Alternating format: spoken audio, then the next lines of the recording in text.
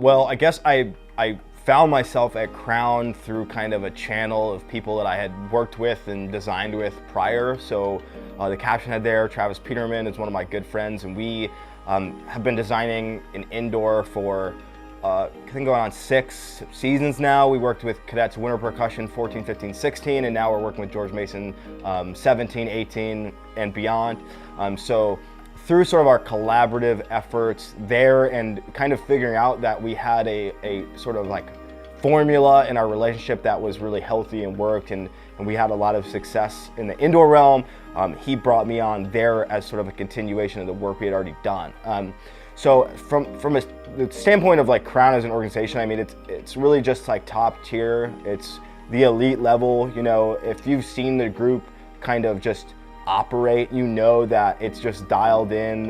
There's a really strong sense of professionalism. Everyone within their individual caption is like really worried about their own house and not getting hung up on other things that are like really external and unimportant. So it's really focused, really allows you to sort of like do your best work without the worry that someone's going to be kind of looking behind your back. So it's really nice and really sort of like organic feeling. I know that word is sort of overused, but that's, you know, the first day I walked in there, I felt like I was me. I didn't have to like conform to what they expected. I was just continuing what I knew was effective from what I believe is effective for my end.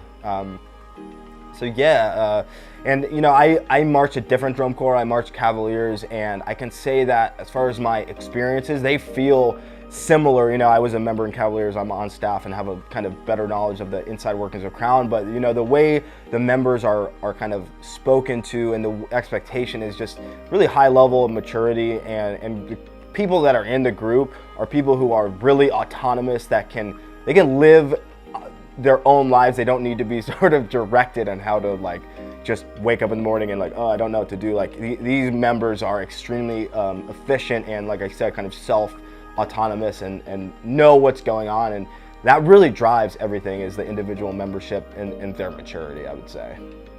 You know, so I think that a lot of people get hung up when they're auditioning for a group on the hands and how to conform to the technique and the approach that they've seen in videos, that they've seen in person, and that all is there, certainly. I'm gonna say the first thing that I personally look for with someone that's coming to audition is their method of communicating and the level of professionalism that they present themselves with. So we had a lot of good members, or rather good auditionees come in.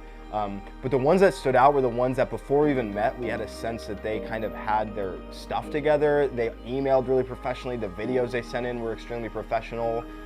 We had a sense that they had care for their own kind of presentation, and that really does show up as far as an implicator of how you're going to be as a player. If you're a slob in how you email, you're a slob in how you play. I kind of really live and die by that belief. From a technical standpoint, our job at Crown and at these camps and at move-ins and throughout the summer is to get you to conform to that mold. That takes long periods of time. It doesn't happen in one practice session of legatos. You're all of a sudden, you have the Crown technique down. It's always evolving. So it's the people who are adaptable that are gonna make this group. It's the people that show up and are super willing to change, and we see change in real time. It's not like from one camp in December to March, you've gotten your bottom finger on the stick. That's all well and good, and by all means, please do that. But I think more importantly is that when you come in and you get a comment, you adapt to that comment in real time immediately. I see that you've made a change. That is such a signifier of how you're gonna be when it's 95 degrees out in Texas and I need you to play a triplet roll, just so much slower or faster. Like it's almost something you can't tell. It's those people that will show up at the camps that we go, you're going to be able to exist later on. So really it's more like an attitude thing, and it's more about your ability to sort of cohere to our approach than it is like coming in and having exactly the perfect technique. I know a lot of people bug out and they try to like figure out exactly what it is we do. Well, we're always changing that. It's always evolving. So that really is it's a living and breathing concept. It's not like Crown, this is what we do. It's always going to change. It's going to change depending on the style of the show and sort of on the membership and really just what the music dictates. So I'd say being flexible with your technique and not being super stuck in your ways is the most important thing that you could possibly do aside from communicating. So I guess from a technique standpoint, the biggest thing that I sort of harp on is sort of the efficiency and the consistency of your approach. So I always explain it, if the most extreme version of one technique's over here, let's say it's like a super fast duple roll, there's like pressure in the front of the grip, whatever. And then we have the most extreme opposite technique, like a big open rhythm played at 18 inches or whatever, right? Our goal over the course of the summer or the course of the camps is to get these two extreme marginal techniques to get as similar as possible, so that you're kind of always operating within like a 5% change rather than having these extreme variations of technique. Because what that means to me, at least, is if you have a consistent approach to two very different ideas, you can bring that consistent approach to like the extreme contrast of rhythm and dynamics and visual responsibilities. If you have, let's say, two extreme or multiple extreme methods of playing, and then you add on the variation of drill and body and dynamics and rhythm and all that, your ability to perform those consistently, it becomes way more variable. So we're really about kind of keeping a solidified, like, singular central approach for just about everything we play. So we really harp on like the soft hands approach, not necessarily thinking like pressure in individual places, but talking about a depressurized hand, right? We think about using large muscle groups in the big, slower rhythms, and then kind of like a thermometer. If my temperature's up here for a nice big rhythm, as I play faster, that thermometer kind of lowers and I go into the smaller muscle groups in the wrist and then into the fingers, okay? But those things are always at play. It's never just one individual thing taking place. So again, it's kind of like this consistency of approach regardless of what this sort of terrain is in, or that you are in, rather. A big thing that we really are trying to ingrain and really engineer into our packet is a consistency over time. So while we have like 5 or 6 exercises that are really like stock and short and meant to be like an abbreviated warm-up, we also are going to have a variation of etudes that work on legatos and accent tap, stick control and paradiddles, triplet rolls, multiple speed rolls all at once, so that these longer kind of etudes are more similar to what you would get in the book when you have to play for 1.5 minutes, for example, and you can't tick, right? So we feel like the shorter exercises, while they serve the purpose of warming the hands up, they don't necessarily work on sort of your mental facility, whereas we have these etudes with a kind of bigger variation of techniques and a bigger variation of rhythm, and their length is what is going to start working out your mental facility, which is one thing that people don't always get when they're practicing. Is like they're working the chops, they're doing like sort of individual work on a skill set, but they're not thinking about like playing for 12 minutes straight without an error. And that's sort of something that we try to ingrain in our rehearsal setting, so that when you do get to the shows, it is engineered and it is conditioned in you to play for 12 minutes straight without getting kind of freaked out by the sheer volume of what you're expected to do at a consistent level. Yeah, so this is a place where people really, again, are sort of in their headspace and overthink the possibility of the individual audition. It's a place where we want to just like get to know the person. It's so important that we get to feel out your personality, and in the individuals where that's going to take place. So while your hands do matter and your presentation of your preparation specifically matters a lot, it's more about like, do you look us in the eye? Are you able to converse with some pretty intimidating people, not myself included, certainly thinking of Tom Hanna, for example? Can you converse and interact with him on a professional and also a sort of cordial and a friendship level, so that you know when the time comes, you can perform for him, not only him, but also the various judges that you're going to be seeing, and in really performing in front of the other DCI groups that are inevitably going to come watch us. So those individual auditions are about not really weeding out people like their individual playing, though that's certainly in there. To me, it's more about how do you present yourself confidently, but also in a relaxed manner.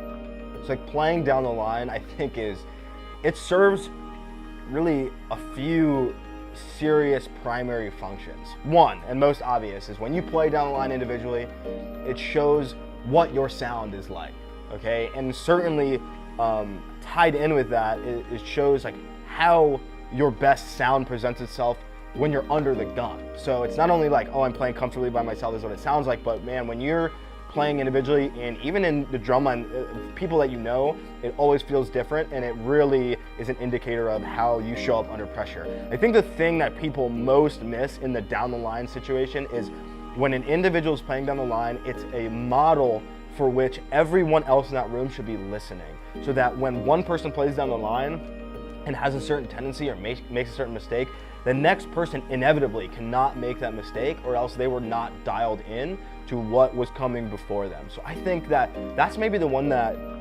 seems the least obvious but is the most important, is dialing in and listening in to the people that are playing so that you can sort of teach yourself, and that your application is always based on what you experienced in the previous player. I think that's really the biggest one.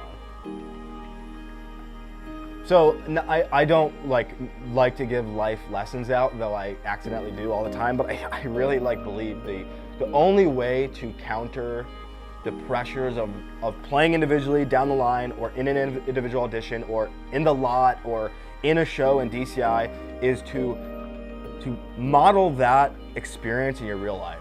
Do things that make you uncomfortable.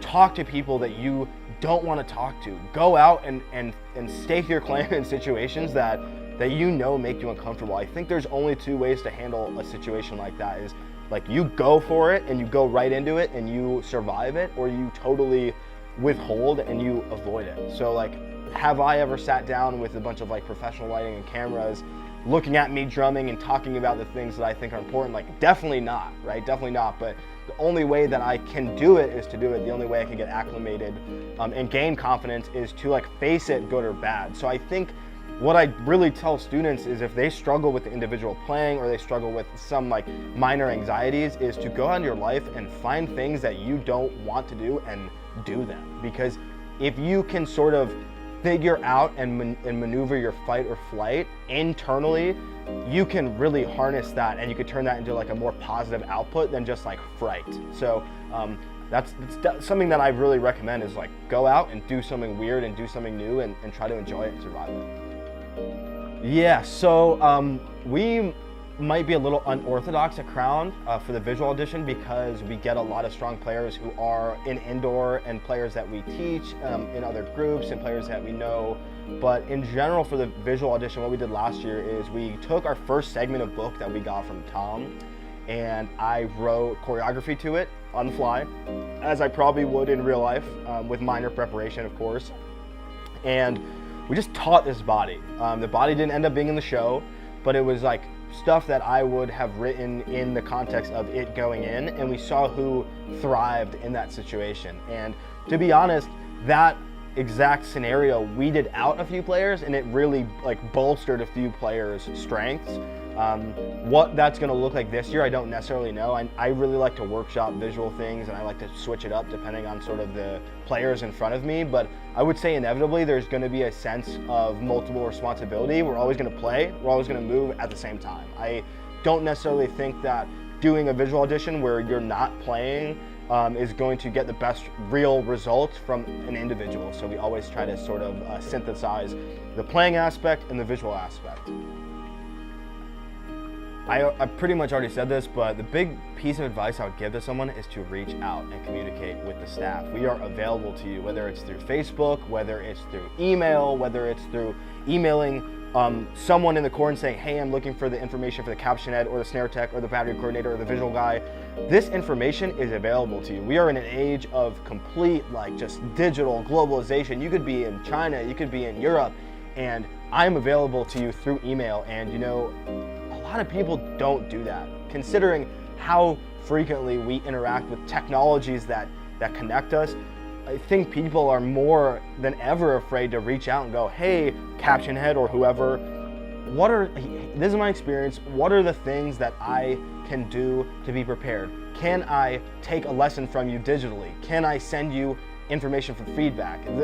It's all out there, and I frequently feel like people show up and they're surprised because they didn't do sort of the groundwork and do the research to set themselves up to be comfortable. If you have an anxiety about the audition, email us, ask us about that. Try to get your ideas out. We are very easy to approach people, and I think people get intimidated by the sheer kind of the caliber that the group operates at, but we all start at the same place and we all started at the same place. So I would say communicating preemptively and professionally, like I said before, it's so key, and that everyone who's auditioning should very well do that.